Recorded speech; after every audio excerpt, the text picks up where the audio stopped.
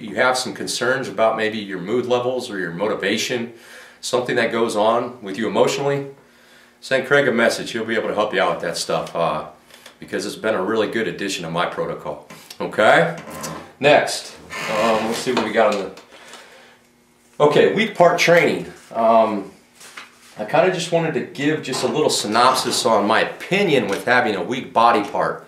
Number one, there is no such thing as a weak body part.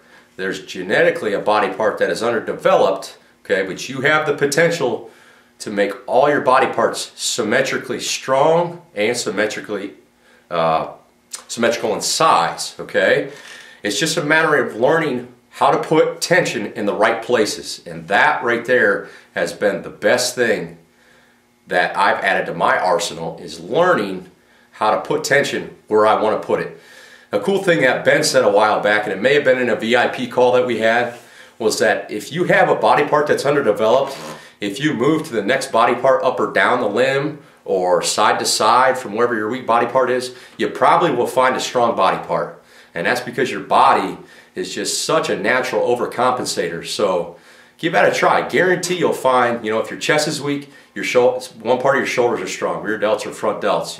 If your back is weak, you may have some nice biceps or something along that line. Okay? So the key is learning how to initiate with that working movement or working muscle when doing a working movement. Okay? Two things that's helped me a lot with that. First of all, learn how to pre-shorten. Okay, learn how to pre-shorten the muscle. You have to start with the intention of shortening the muscle and then do the actual movement. All right, and I'll talk about that when I get into some of the weak body parts I've had. All right, number two is get the movement to the fully shortened position every rep, not just when you're fresh. Okay, the most important time for you to get to a totally shortened position is when you're fatigued, because that's going to help promote growth. All right, and number three, on your weak body parts, you have to have stellar perfect form. All right, so forget about the weight and forget about if you feel strong on a particular day, pushing big weight and throwing around just because that felt good. You need to be absolutely perfect on form and work that muscle to absolute fatigue all the time, because it's going to be stubborn. All right, and when it gets tired, those stronger body parts are going to want to take over. All right, so you need to make sure you stay very, very strict and consciously think about all your cues through each repetition. In fact, when I'm working most of my body parts, every rep I'm trying to flex, 10% harder, 15% harder, squeeze it harder, make it better, squeeze it harder, make it better, go to failure. Just push yourself, guys. Intensity, intensity, intensity. A lot of times on our weak body parts, we take it easy on ourselves, okay? So intensity, push it, push it, push it. All right, so the first body part that has been weak for me in the past and is starting to really, really develop is my back. And honestly, the thing that's helped me most, okay, is just learning how to pre-shorten. All right, so pre-shortening your back. If I'm working up and down with my back movements, okay, that means that I'm either depressing or elevating first, okay? So if I'm starting and initiating that movement down, I'm depressing, okay, pulling that shoulder blade down without any arm movements, okay? So the movement of my arms means nothing unless I want a bicep contraction. I'm not trying to work biceps. The same thing goes for any kind of the rowing movement. I'm literally retracting first and then squeezing, okay? In addition, intention, intention, intention, okay? All my intention is always outward as hard as I can with most of my back movements, okay? That has been the biggest developer. Slow down, pre-engage, pre-shorten, okay? Get to the fully shortened position and work what you can control, and that's always the negative. That's helped me with my back the most. Legs, okay? Legs, two things have always given me problems with legs. Number one, genetically they were weak. I have a really, really long femur, and so it was tough for me to get the mechanics of my squat down. In fact, to this day, I'm still mastering that on a workout-to-workout basis. Some days it feels great, some days it feels terrible, depending on my hips are. So, with my legs, it's intent, okay? Literally learning how to put tension through the floor at every different angle and position through a squat or through a leg press, okay? So, intent through the floor has helped my compound movements tremendously. If I'm on a machine doing leg extension or leg curl, you know, prone leg curl, seated leg curl, what have you, it's again pre-shortening. So anytime you're on a machine, you always have a platform to push against. If I'm on leg extension, okay, I have a seat under me.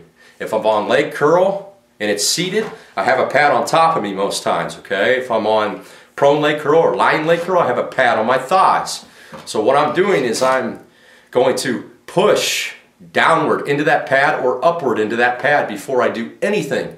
And that's going to pre-shorten that muscle. It's automatically going to get it engaged so that either the hamstrings or the quads are the only thing that can work.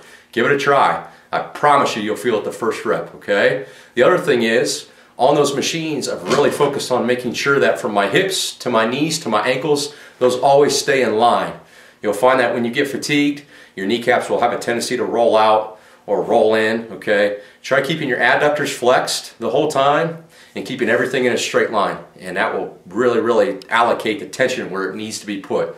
And the other thing is controlling what you can control, and that's the negative, okay? No momentum. Just like Craig, I had underdeveloped calves too, and honestly, Ben's stuff has been, his points and cues have been the best thing that I've added to my arsenal there. I like the idea of Craig's training protocol. I do something similar, but I train my calves with a lot more frequency. I usually go 3 days for a couple weeks, then 4 days for a couple weeks, and then 5 days for a couple weeks, and then I go back down, and then maybe I'll do 10 days in a row with 3 days off, and then 10 days in a row with 3 days off. But I'll flip-flop back and forth between a volume workout and a high-intensity workout, a volume workout and a high-intensity workout, something of that sort. I usually go by feel too. But honestly, a couple of the biggest cues, inversion, so taking my ankles toward each other, that's going to put tension through, imagine this is my big toe, I'm going to put all the intent through my big toe, okay, that is what puts tension in your calves, guys. Your pinky toe doesn't do anything except work your feet. So if your feet, like the arches of your feet are burning when you're doing calves, you're not working your calves, you're working your feet, okay? So tension's got to be through the inside, ankles have to be pushing together, okay? When I do a calf raise, whether I'm at a deficit or I'm flat, the first thing I'm doing is pushing. I'm putting intent through that toe. So I'm pre-shortening with intent, and then I'm lifting that heel up as high as possible off the floor.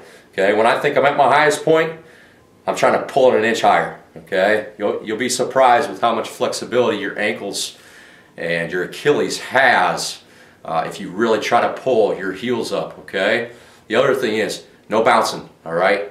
When you get to the top of that movement, a lot of people like to bounce, okay? That displaces the tension out of the calf. It lets it release. So you're going up and you're flexing the calf, okay? And then what I'm doing is I'm thinking of pushing that heel down. So I'm pushing through here while taking my big toe and curling it up, okay? And what that's doing, and that's going to get the calf fully stretched and flex the perennials and the tibia, okay? So the front, the shin area.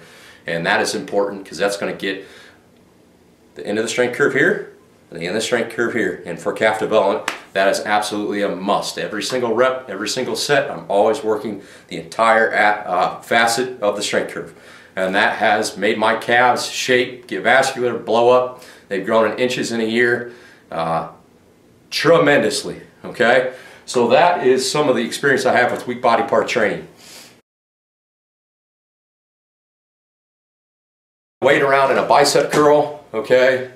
You're not taking advantage of flooding that muscle with as much blood as possible. You're just